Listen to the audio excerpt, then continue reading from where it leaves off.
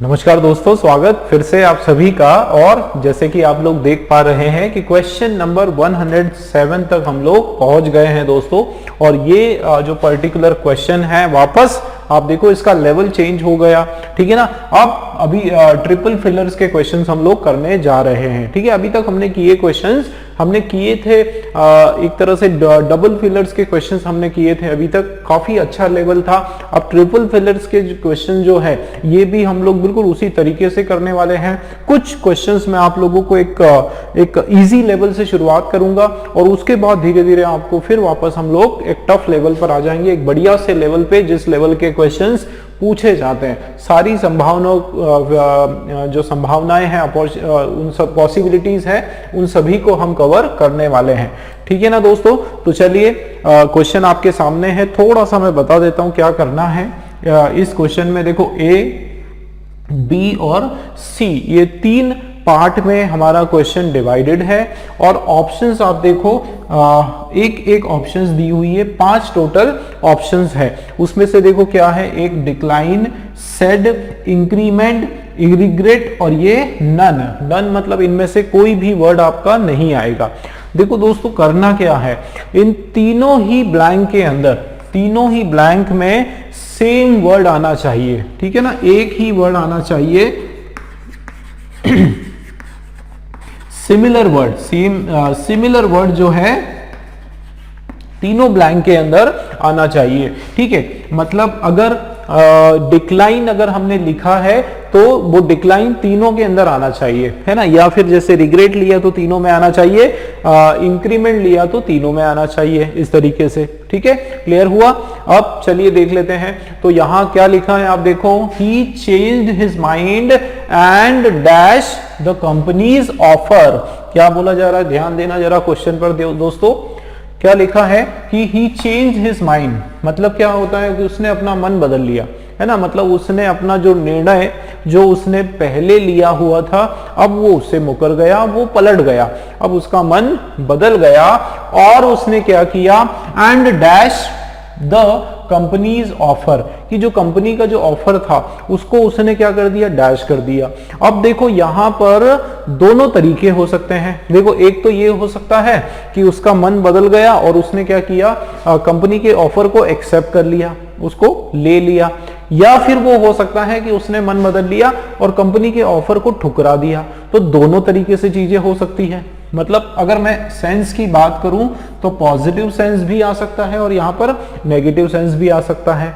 और part of speech की अगर बात करूं तो ये चीज तो थोड़ी सी क्लियर है। कैसे, देखो एंड लगा है दोस्तों, एंड कंजंक्शन है आपके सामने, ठीक है ना। एंड कंजंक्शन आपके सामने है और यहां पर आप देखो वर्ब का सेकेंड फॉर्म है। भाई माइंड उसने क्या किया, अपना मन जो है बदल दिया, तो जाहिर सी बात है यहां वर्ब का सेकेंड फॉर्म, और तो यहां पर भी वर्ब का सेकेंड फॉर्म ही आने वाला है।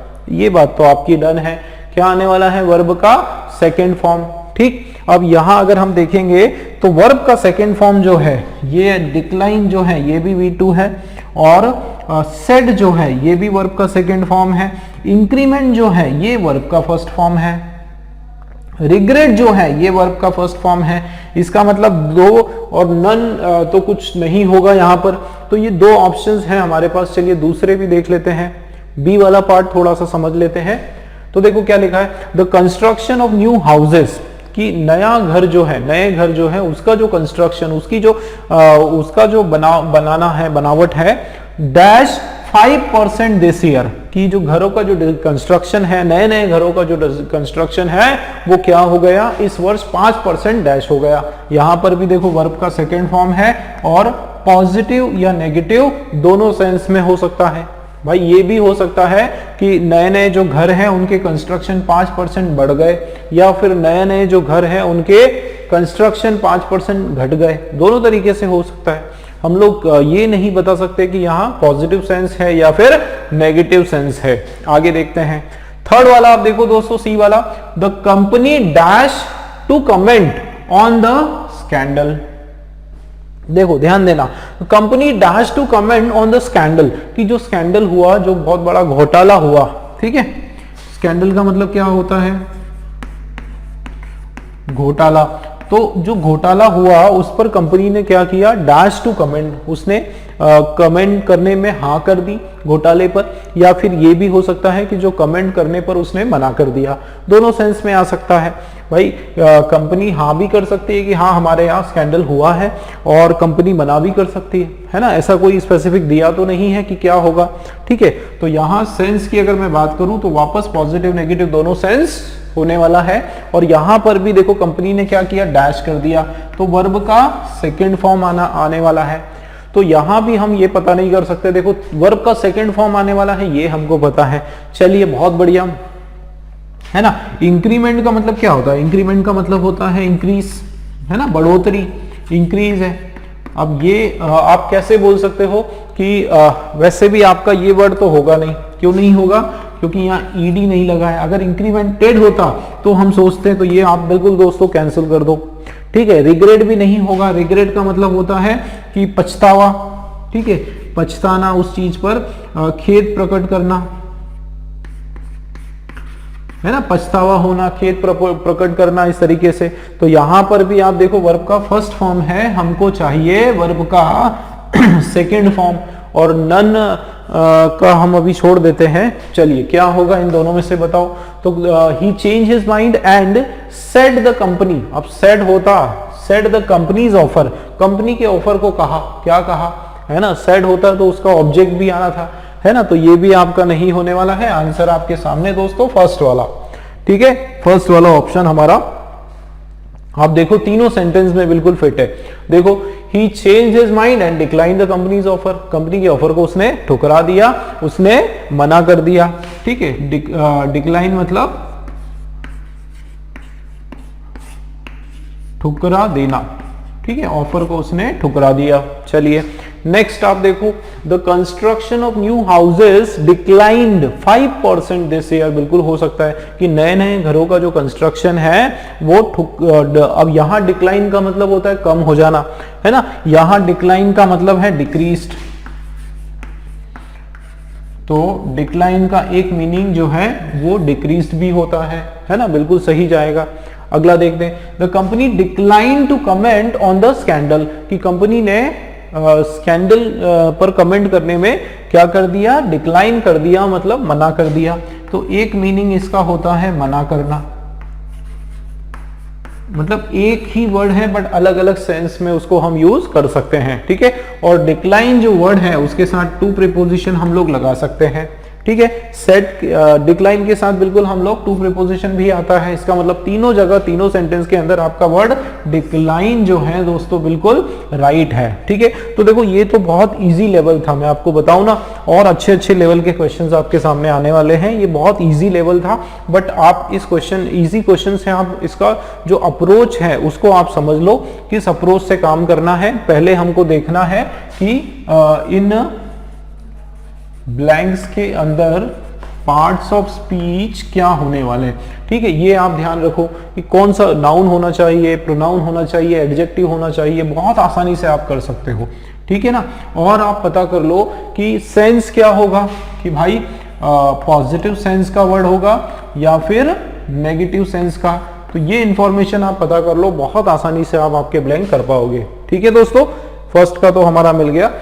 आगे देखते हैं, फर्स्ट वाला हमारा आंसर है इसका। आगे देखते हैं नेक्स्ट क्वेश्चन। स्वागत दोस्तों आप सभी का एक बार फिर से, और चलिए अगले क्वेश्चन की ओर बढ़ चलते हैं। क्वेश्चन आपके सामने है, ये वाला हमारा जो क्वेश्चन है दोस्तों, क्वेश्चन नंबर 108। आप देखें बिल्कुल सेम पैटर्न का क्वेश्चन है जो हम पिछले दो क्वेश्चंस हम लोग करते आ रहे हैं। तीन ऑप्शंस आपके पास है, ए, बी और सी, और ये जो पांच हमारे पास, तीन हमारे पार्ट्स हैं, पांच हमारे पास ऑप्शंस है। और दोस्तों हमको देखना है कि तीनों पार्ट के अंदर एक ही वर्ड आने वाला है, सेम वर्ड आने वाला है। तो बहुत बढ़िया ये आपका क्वेश्चन है, बहुत अच्छी ट्रिक मैं आप लोगों को बताने वाला हूं। देखो आप यहां पर जो ट्रिक में हम लोग अभी तक जो करते आ रहे हैं वो ये है कि आप लोगों को सेंस पता करना है कि भाई हमारा सेंटेंस या जो हमारा ये पर्टिकुलर जो ब्लैंक है ये कौन से सेंस का होने वाला है, पॉजिटिव या फिर नेगेटिव सेंस। और इसी तरीके से आपको पता करना है कि यहां पर पार्ट्स ऑफ स्पीच क्या आने वाली है। ठीक है ना, बार बार आप लोगों को ये चीजें मैं याद दिलाता हूं क्योंकि बहुत जरूरी है दोस्तों। ठीक है ना, बहुत ही इंपॉर्टेंट है ये ट्रिक्स। ठीक, देखो किस तरीके से हम अप्लाई करते हैं। देखो फर्स्ट में क्या लिखा है, he dash mistakes but he was willing to take mind and responsible enough to take corrective action. ठीक है, तो क्या बोला जा रहा है कि ही डैश मिस्टेक्स, उसने क्या किया, डैश किया मिस्टेक्स, उसने गलतियां जो है उसको डैश किया, है ना, उसने गलतियों को डैश किया। ध्यान देना, इसका क्या मतलब है कि यहां पोजीशन किसकी बनती है। देखो मैं आपको बढ़िया तरीका बताता हूं, ये क्या है, इसके बारे में हम बात कर रहे हैं सेंटेंस में, तो ये हमारा सब्जेक्ट है भाई, ये हमारा सब्जेक्ट है और ये हमारा ऑब्जेक्ट है।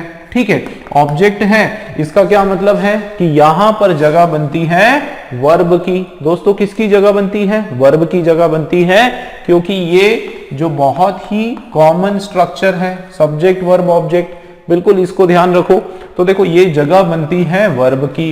अब ध्यान देना, बट ही वॉज विलिंग, यहां क्या लिखा है दोस्तों, वॉज लिखा है, मतलब ये चीज पता चल गई कि सेंटेंस हमारा पास्ट टेंस में है। जब सेंटेंस हमारा पास्ट टेंस में है तो यहां पर भी वर्ब का सेकेंड वाला फॉर्म आने वाला है। ठीक है, वर्ब का सेकंड फॉर्म आने वाला है, he dash mistake but he was willing to take mind and responsible enough. He was willing to take mind का मतलब होता है कि वो इसको सीरियसली ले रहा है, अपनी मिस्टेक्स की जो गलतियां उसने की उसको फील कर रहा है, and responsible enough to take, और अब अपनी इतना जिम्मेदार वो हो चुका है कि वो क्या करने वाला है, करेक्टिव एक्शन लेने वाला है, मतलब अपनी जो गलतियां हैं उसको सुधार करने के लिए वो कोशिश करने वाला है।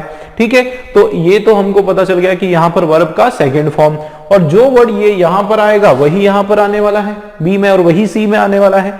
चलिए देख लेते हैं। तो देखो क्या लिखा है बी में, वी डैश कैलकुलेशन, बिल्कुल यही स्ट्रक्चर है। आप देखो आपका सब्जेक्ट, ये हो जाएगा वर्ब और ये हो जाएगा आपका ऑब्जेक्ट। तो देखो we dash calculation on age when he was, देखो वॉज आ गया, बिल्कुल सेम आएगा, है ना। तो यहां पर भी वर्ब का सेकेंड फॉर्म, जाहिर सी बात है वही वर्ड आएगा। He was not able to tell his exact date of birth, कि उसने क्या किया, उसने डैश कैलकुलेशंस किया ऑन एज, एज के ऊपर उसने कैलकुलेशन किया, कुछ एक्शन किया, when he was not able to, लेकिन वो क्या नहीं था, एग्जैक्ट डेट बताने में, वो उसके बर्थ की एग्जैक्ट डेट बताने में अक्षम था, असक्षम था। ठीक है, नेक्स्ट देखते हैं सी वाला, in almost every sphere of life, कि जीवन के हर दौर में, the trend was to trade in accessing the details that dash human different। इसका थोड़ा सा मीनिंग मैं बता देता हूं।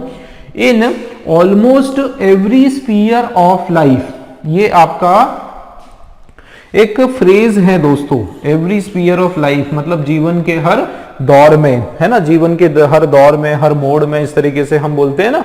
तो यही बोला जा रहा है यहां पर कि जीवन के हर एक दौर में द ट्रेंड वॉज, कि ट्रेंड क्या था, चलन क्या था, है ना, चलन क्या था, फैशन क्या था, आप इस तरीके से बोल सकते हो, चलन या फैशन क्या था, to trade in accessing the detail, कि वो जो डिटेल्स है वो निकालने में, एक्सेस करने का मतलब होता है प्राप्त करना। ठीक है, प्राप्त करने में detail, that dash human different, कि जिसने किया इंसानों को अलग किया, कि जिसने इंसानों को अलग किया। तो जाहिर सी बात है यहां पर भी वर्ब का सेकंड फॉर्म आने वाला है। ठीक है ना, अब देखते हैं कौन सा होगा। तो देखो माइंड जो है ये वर्ब का फर्स्ट फॉर्म है।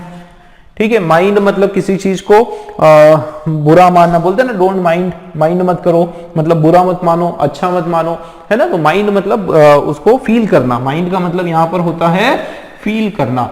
तो ये तो आपका वर्ब का फर्स्ट फॉर्म है, ये नहीं होने वाला है। देखो डिसीजन जो है, डिसीजन का मतलब होता है फैसला, डिसीजन का मतलब होता है फैसला और ये होता है नाउन, तो ये आपका नहीं होगा। मेड आपका है वर्ब का सेकेंड फॉर्म और कॉन्साइज, चाहे आपको इसका मीनिंग पता हो या नहीं हो, लेकिन ये आपका वर्ब का फर्स्ट फॉर्म है, तो ये भी नहीं होने वाला है। देखो दोस्तों, बड़ी आसानी से आंसर आपके सामने। अब एक बार आप ये भी देख लो कि एक तो हमारे पास मेड है और इसको भी देखना है कि नन, क्या मेड यहां पर सही होगा या नहीं होगा। अगर मेड फिट नहीं हो रहा है तो आंसर हमारा नन होने वाला है। तो आप देखो क्या लिखा है, ही मेड मिस्टेक्स, उसने क्या किया, उसने गलतियां की। ठीक है, बिल्कुल सही है, गलतियां की। इसमें देखते हैं we made calculation on age, कि हमने उम्र के ऊपर क्या किया, हमने उसके ऊपर कैलकुलेशन किया, बिल्कुल सही है। और थर्ड देखो, in almost every sphere of life the trend was to trade accessing the details that made human different, कि जिसने कि इंसानों को अलग बनाया, है ना। मेड का मतलब क्या, बनाना या बनाया या किया या फिर बनाया। तो आंसर आपके सामने दोस्तों, थर्ड वाला जो है मेड हमारा बिल्कुल करेक्ट हो जाएगा। तो ये तो पर्टिकुलर क्वेश्चन जो है आप देख सकते हैं कि कंपैरेटिवली इजी था, है ना। काफी सारे बच्चों को पहले ही आंसर आ गया होगा, आई होप। तो इजी था, लेकिन देखते हैं अगला वाला क्वेश्चन क्या है हमारा। चलिए दोस्तों, स्वागत आप सभी का एक बार फिर से। आप देखें नेक्स्ट वाला क्वेश्चन हमारा सामने है, क्वेश्चन नंबर 109। ए वाला पॉइंट पढ़ते हैं। आप देखो क्या लिखा है, we know nothing of how dash और otherwise any of these task were performed. ठीक है, पहले हम लोग जो है एक एक हमारे पार्ट को समझ लेते हैं। देखो क्या बोला जा रहा है यहां पर, we know nothing of how. देखो वी नो नथिंग का मतलब क्या है कि हमें कुछ भी ज्ञान नहीं है, हमें नहीं पता है किसके बारे में, हाउ डैश और अदरवाइज, है ना, या तो डैश या फिर otherwise any of these task were performed, कि क्या बताया जा रहा है कि हमें इस बारे में कोई इंफॉर्मेशन नहीं है, हमको यहां कुछ भी नहीं पता है कि किस ढंग से, किस तरीके से या फिर दूसरे किसी तरीके से एनी ऑफ दीज टास्क, इनमें से कोई भी टास्क, कोई भी जो कार्य है वर परफॉर्म, कि वो किस तरीके से परफॉर्म किया गया। ठीक है, ये इसका यहां पर मीनिंग है। अब देख लेते हैं। अब यहां पर अगर हम बात करें, कुछ एक क्लियर आइडिया हमको नहीं लग पा रहा है कि कौन सा पार्ट ऑफ स्पीच आएगा। तो देखो ये जो पर्टिकुलर आपके क्वेश्चन है ट्रिपल फिलर के, जिसमें एक ही वर्ड को आपको तीनों में लगाना है, इसमें आपके लिए बेनिफिट है दोस्तों। क्या बेनिफिट है, देखो बहुत स्ट्रेटेजी से हम लोग इसको सॉल्व करने वाले हैं। क्या बेनिफिट है कि मान लेते हैं कि आपको इसके बारे में पता नहीं चल पा रहा है कि कौन सा पार्ट ऑफ स्पीच आएगा, कोई इश्यू नहीं, छोड़ दो, दूसरे पर आ जाओ। ठीक है, बी वाले ऑप्शन में ट्राई करो कि यहां कौन सा पार्ट ऑफ स्पीच आने वाला है। तो देखो द कन्वर्स प्रोपोजिशन, है ना, ये कन्वर्स प्रोपोजिशन है, दैट पर्सन्स डैश प्रोटेक्टेड, ध्यान देना, persons dash protected from mosquito bytes escape malaria has been made the subject of several remarkable experiments। तो मान लो आप कोई पूरा क्या लिखा है सेंटेंस, उसको समझने की आवश्यकता नहीं है। ठीक है, नहीं आता है समझ में, कोई इशू नहीं। आप कोशिश करो कि यहां पर हमारा क्या होना चाहिए, है ना, यहां कौन सा पार्ट ऑफ स्पीच होगा, उस पर थोड़ा सा फोकस करो। तो देखो द कन्वर्स प्रीपोजिशन की यहां पर बात हो रही है, जो कि ध्यान देना पर्सन्स, ठीक है, दैट पर्सन्स, अच्छा ये ऐसा है, persons dash protected, that persons dash protected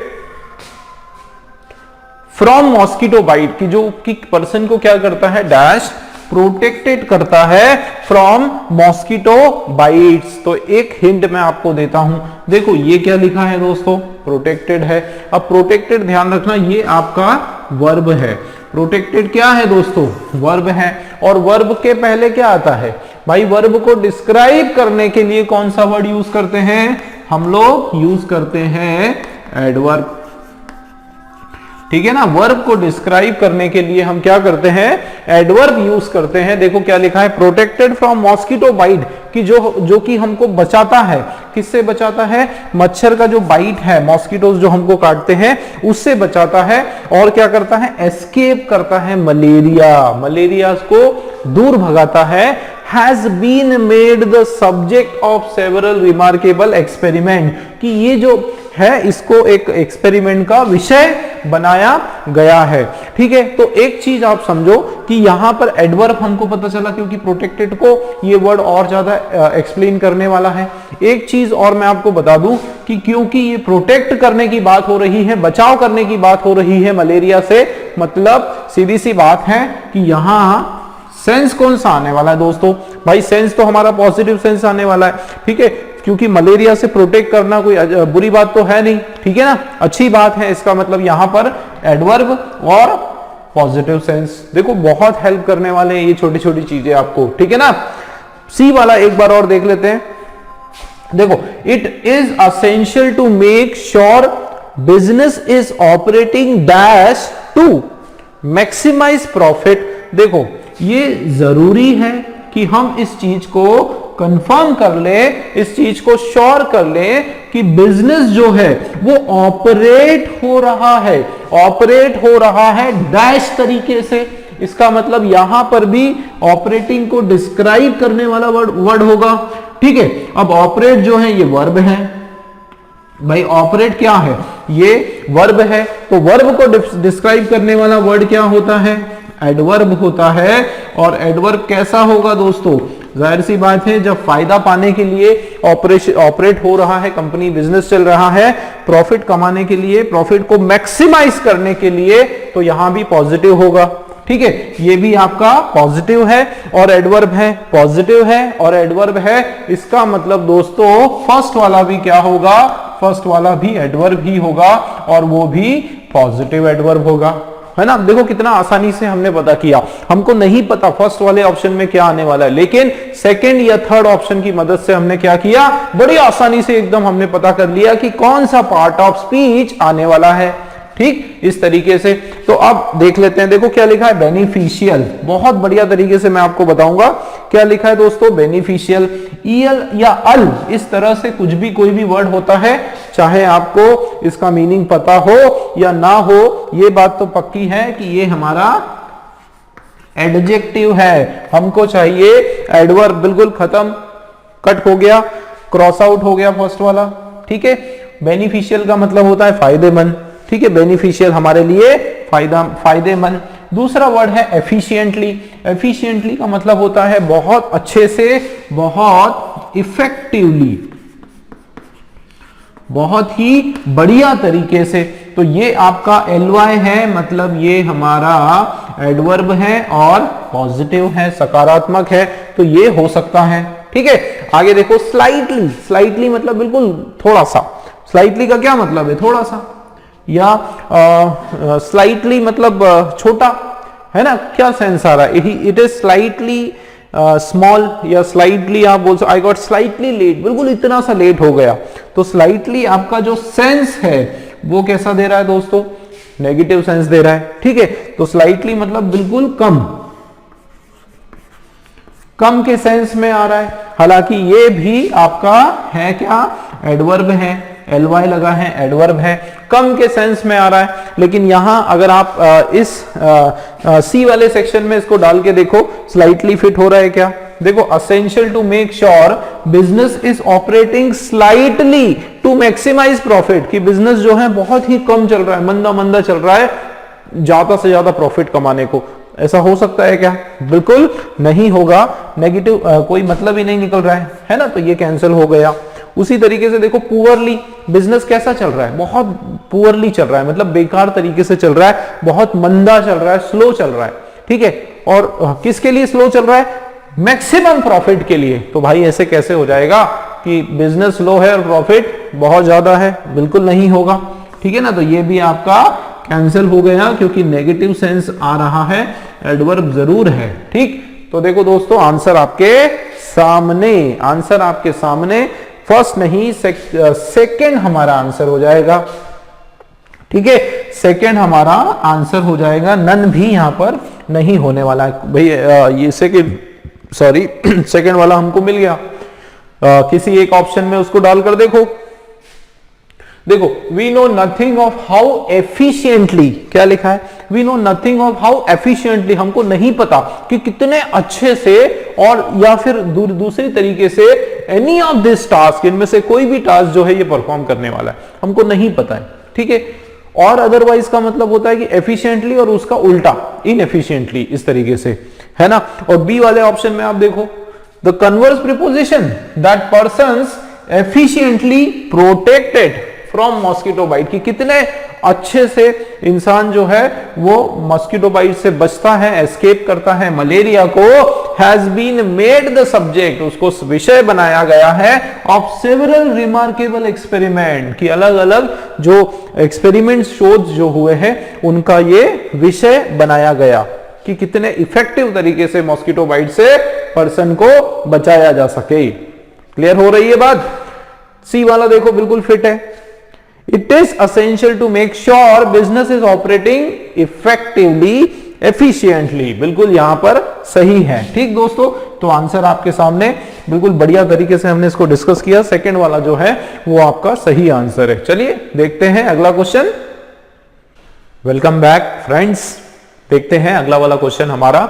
next question आप देखें, क्वेश्चन नंबर 110 आपके सामने है। ए बी सी तीनों ऑप्शन पढ़ते हैं। फर्स्ट वाला, when the foreign dash perished the old culture once more came to the surface, इसका मीनिंग समझते हैं। देखो क्या बोला जा रहा है, ध्यान देना दोस्तों।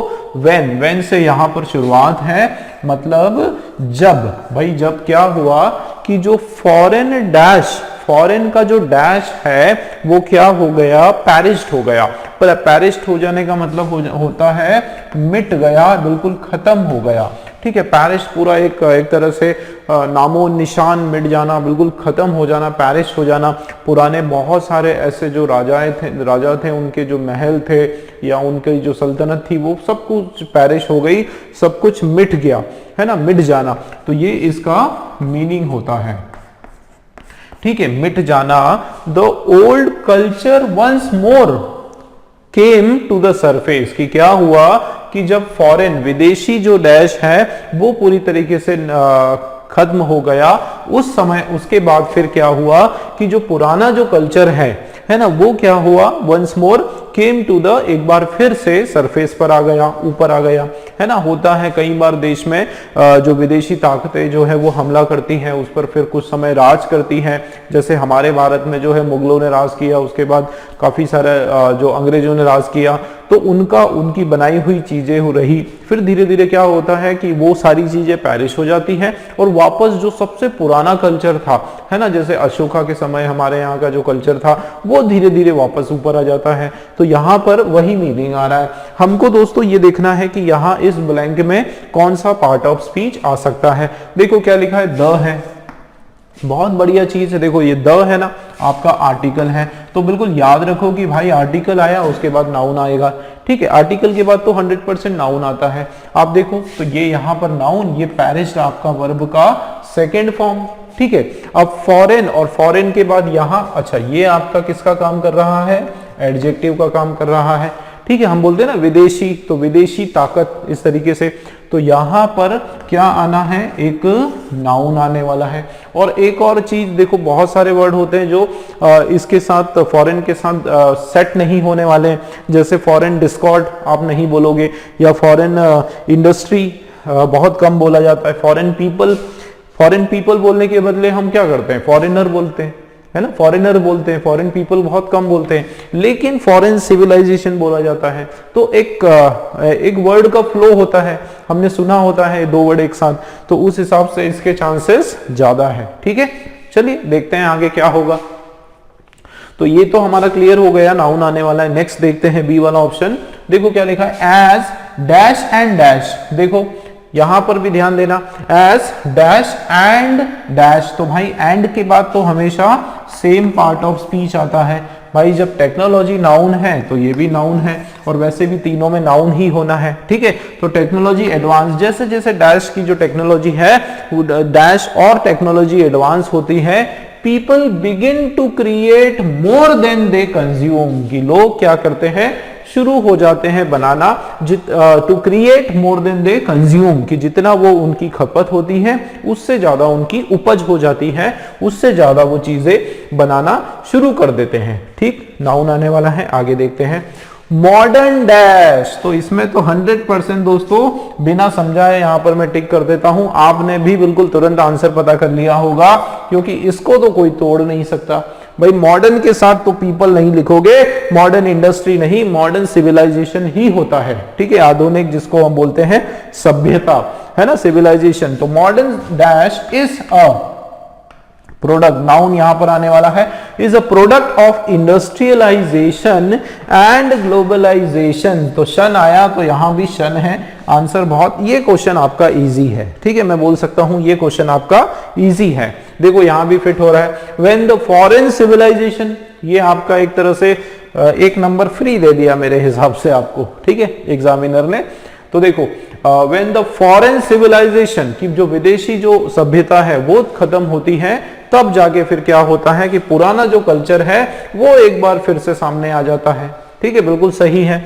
इसका देखो यहां पर एज सिविलाइजेशन एंड टेक्नोलॉजी, की सभ्यता और तकनीक ये दोनों चीजें जो है एडवांस करती है, तब लोग क्या करते हैं, वो बिल्कुल जितना उनकी खपत होती है उससे ज्यादा उनका उपज, उनका जो क्रिएट करना वो शुरू कर देते हैं।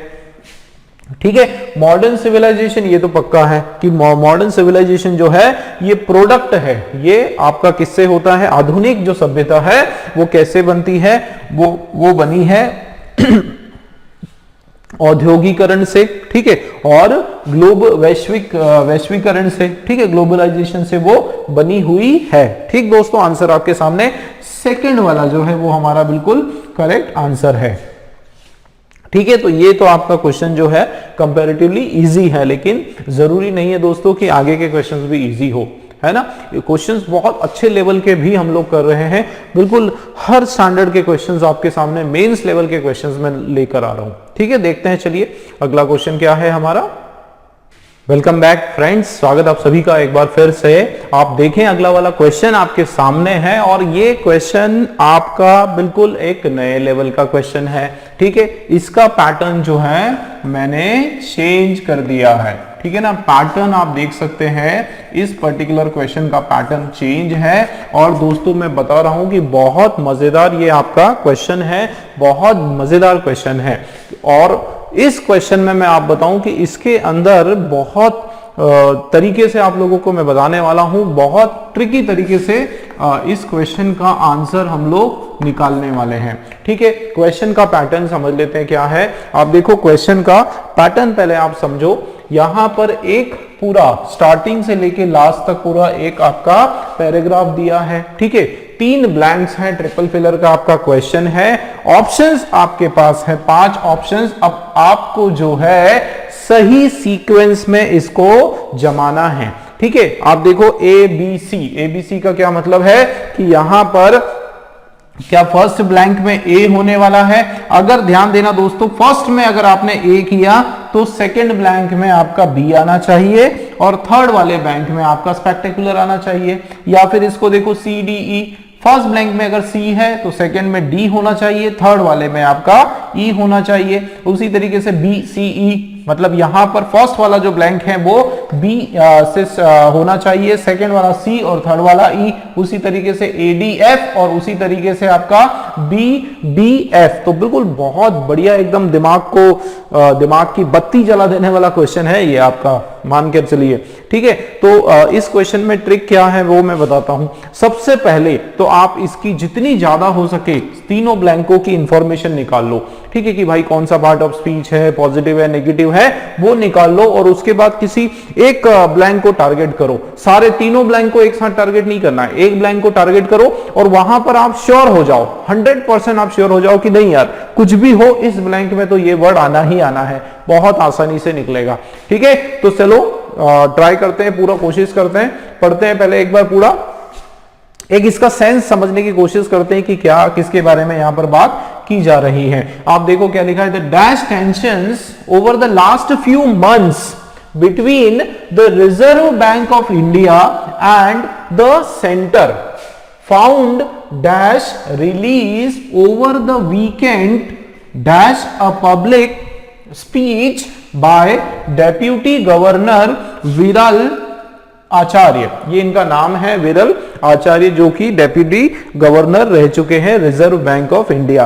तो जैसे कि आप लोगों ने देखा, पढ़ा, सुना कि ये सेंटेंस हमारा रिजर्व बैंक और सेंटर के बीच की कुछ टेंशंस है, कुछ बातचीत है, उसके आधार पर है। ठीक है, और कोशिश करते हैं। देखो तो डैश टेंशंस, कोई डैश टेंशंस है over the last few month, पिछले कुछ महीनों से जो टेंशन था, ध्यान देना, जो डैश टेंशन था पिछले कुछ महीनों से, किस किस के बीच में टेंशन था? रिजर्व बैंक ऑफ इंडिया और सेंटर के बीच में, मतलब सेंट्रल गवर्नमेंट के बीच में, जो दोनों के बीच में जो टेंशंस था, डैश टेंशंस था, फाउंड डैश रिलीज, उसको क्या मिल गया? एक डैश तरह का रिलीज मिल गया, उसको एक रुक गया, आराम मिल गया।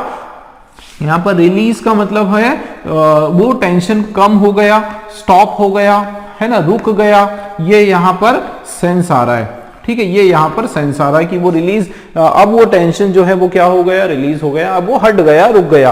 कैसे हट गया? कैसे हट गया? ओवर द वीकेंड, है ना, वीकेंड के over dash a special speech, sorry dash a public speech. तो वो किसके, कैसे हट गया? डैश अ पब्लिक स्पीच की, एक पब्लिक स्पीच हुआ था डेप्यूटी गवर्नर विरल आचार्य का, उसके बाद, है ना, कि भाई विरल आचार्य ने एक स्पीच दिया और उस स्पीच के बाद जो है एक तरह से जो कई महीनों से जो टेंशन चल रहा था रिजर्व बैंक ऑफ इंडिया और केंद्र सरकार के बीच, वो स्पीच के बाद वो फिर शांत हो गया। तो ये आपका जो है मोटा मोटा हमने इसका मीनिंग निकाल लिया। अब देखते हैं, अब देखो इनकी इंफॉर्मेशन निकालते हैं दोस्तों। तो जैसे मैंने बताया था कि द आपका यहां पर आर्टिकल है, ठीक, द आर्टिकल है और टेंशन नाउन है, मतलब ये स्थान बनता है किसका? ये जगह आपकी बनती है 100% एडजेक्टिव की। ठीक है, अब एक और चीज, भाई टेंशन है, दिमाग पर लोड है, ठीक है, तो जाहिर सी बात है एडजेक्टिव कौन सा होने वाला है? कोई नेगेटिव सेंस का ही एडजेक्टिव आने वाला है। अब आप देखो ऑप्शंस में, सबसे पहले एनहांसिंग, एनहांसिंग का मतलब बढ़ता हुआ, क्या मतलब है? बढ़ता हुआ, जिसको आप बोलते हो ग्रोइंग। तो ग्रोइंग टेंशन, टेंशन जो है बढ़ता हुआ, या फिर ये वर्ड है आपका सिमरिंग। तो सिमरिंग का मतलब भी इसी तरीके से सुलगता हुआ, क्या मतलब है इसका? सुलगता हुआ, या फिर बढ़ता हुआ, इंक्रीजिंग जिसको बोलते हैं, है ना, सेम सेंस में है, बढ़ता हुआ, इस तरीके से।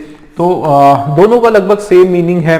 चलिए ये भी हो सकता है। अब देखो आईएनजी लगा है, ठीक है ना, आईएनजी लगा है, तो मैंने आप लोगों को बताया था कि आईएनजी वाले जो वर्ड हैं उनको भी हम लोग एडजेक्टिव की तरह इस्तेमाल कर सकते हैं, और मीनिंग वाइज भी देखना पड़ेगा। देखो क्या बोल रहे हैं कि जो बढ़ता हुआ tension over the last few year, ये एकदम सुलगता हुआ, तेज होता हुआ, एकदम विवादित होता हुआ जो टेंशन है ओवर द फ्यू मंथ, बिल्कुल हो सकता है। लेकिन प्रॉब्लम यह है कि ए भी हो सकता है और बी भी हो सकता है, मतलब स्टार्टिंग जो है वो ए से भी हो सकती है, ए से भी हो सकती है, बी से भी हो सकती है। लेकिन ऑप्शन कितने हैं? 1 2 3 4, चारों में ए और बी का है।